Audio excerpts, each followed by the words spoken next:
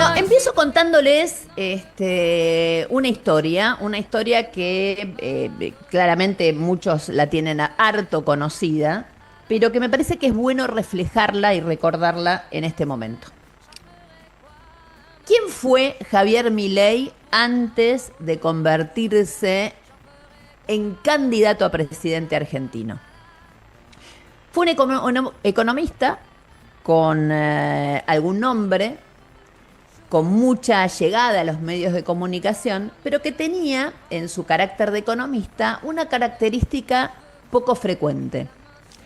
Javier Milei pasó, antes de llegar primero a diputado nacional o de volcarse a la política, fue durante 20 años empleado de Aeropuertos Argentinas 2000, la empresa del señor Eurnequian. Es decir, Javier Milei tuvo durante 20 años un jefe con el cual tenía ida y vuelta, al cual le hacía trabajos específicos, con el cual se relacionaba, pero que claramente era su jefe.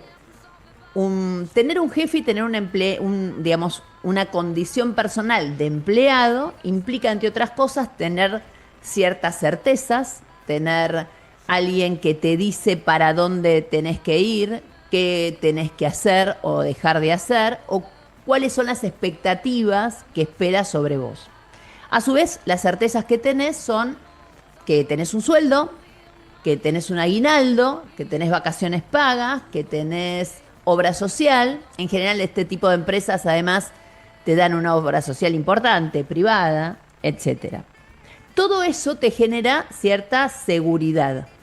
Y una persona que durante 20 años trabaja en una misma empresa es una persona que claramente tiene características especiales, es decir, características de que no tiene quizás otra ambición.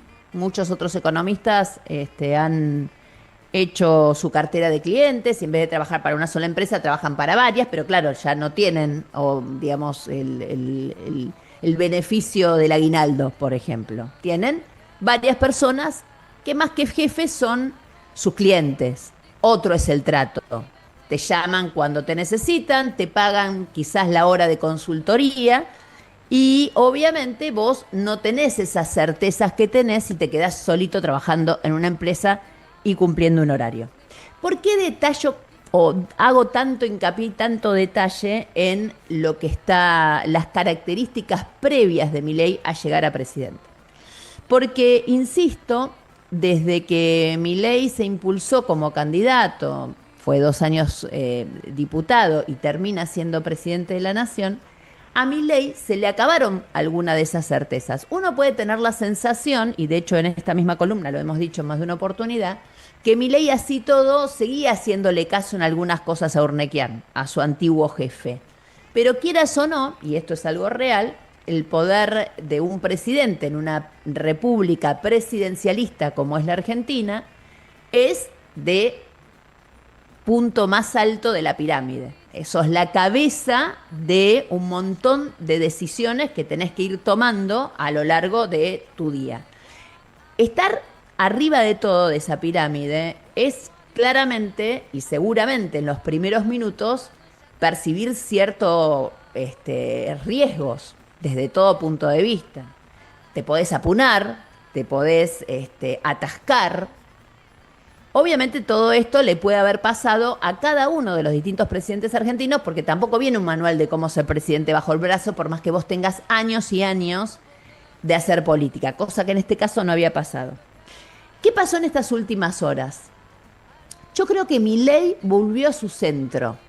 A ustedes les va a llamar la atención lo que yo estoy diciendo, pero yo creo que como Milei no podía solo, fue a buscar un jefe. Y ese jefe claramente es el señor Trump o Bennett, su secretario del Tesoro. Ahora ya no es Milei el que tiene que decir si se terminan o no las retenciones en el campo. Viene Bennett y le baja línea. Y él simplemente obedece como obedeció durante 20 años. Entonces, digo todo esto porque posiblemente Milei, después de estar aturdido durante casi un año y medio, dos en el poder, empieza a sentirse en su zona de confort. ¿Cuál es la zona de confort de Javier Milei? Y obviamente es la de aceptar órdenes y cumplirlas. Y chupársela a su jefe, básicamente, en el sentido de, obviamente, hacer todo lo que su jefe le mande. Así que, señores, la próxima ronda electoral, cuando tengamos que elegir presidente, recordemos entre todos si queremos tener un presidente o presidenta líder o si queremos elegir de presidente un empleado, en este caso, ni más ni menos que del tío Sam. Nancy Pasos en Radio 10.